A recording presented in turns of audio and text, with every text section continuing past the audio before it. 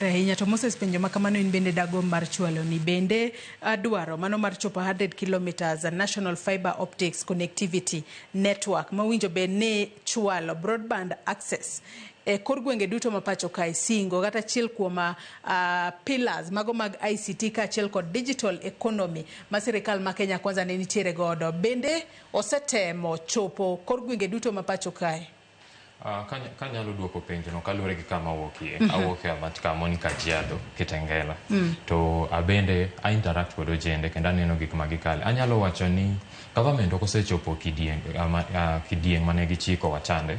Emomiyo inyalo yudo ka sani koro nitiere kembe mabiro ema kendo konyo mondo vijana oyud gigo. Koro kanyo en kama onego bed ni wang'iyo saidi because government ok osechopo, anyalo wacha kamano. To koro emomiyo iyudo ka nitiere institutions kaka Ajira, kaka Zone 1, iyudo ka gineno ka vijande nitiere gik monego bed ni timonegi.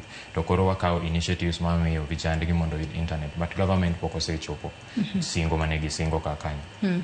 Wageno ni thuolo mano mar higni 2 ma pod odong' sirikal biro bedo ka temo mar mondo mi one ni gichopo singo mano mar neno ni internet connectivity obede kor gwenge duto mapacho ke kapok odhi yweyo marwa mokwongo. Ng'ato nyalo bedo ni penjore ni tije ma itimo e mbui kae Moses bende gin tije monyalo wacho ni gin long term kata long lasting kose gin mana tije ma seche moko ng'ato tima kuom thuolo matin to bang'e idhi manyo gimachielo mitimo.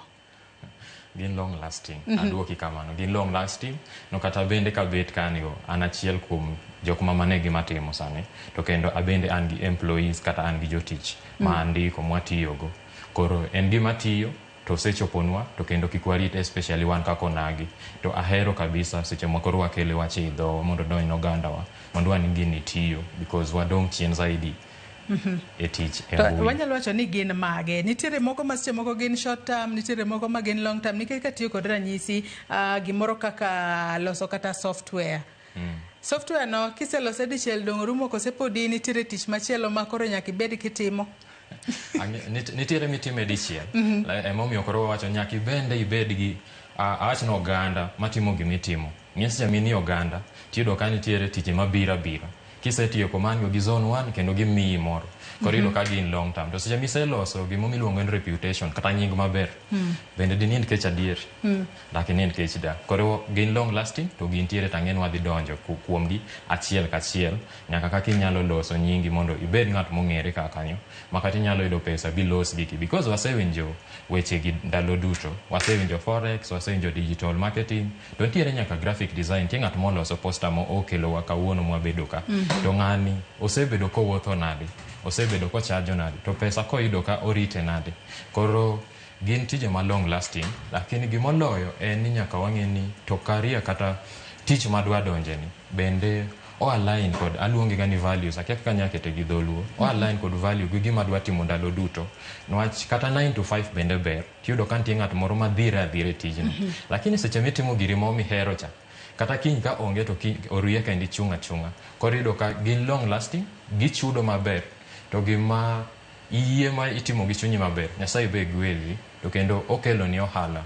Nwach wan gi businesses mang'eny machake Kenya, to kendo country ma wantie the biggest hub in Africa. Miwinjo ka investors dwara, temo miwinjo ka Rais President William Ruto iwinjo mana kowacho about billions ma digital economy.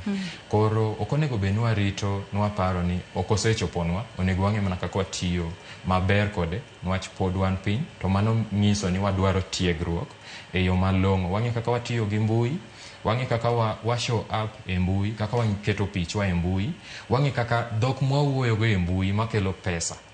Alright? Koro kiseng'eyo kaka itimo gigo to bende kiyudo pesa ni seche mobiri ofuki. To initime nadi? Adwa ni mak parono gi kanyo ibo bedo kileronwa ati dhok mane miwinjo bed ni ng'ato wuoyogo e mbui kacha to pesa ng'ato koseyudo ng'ato nyalo kunge yo machalo nade mar mondo mi kik obed ni en pesa ma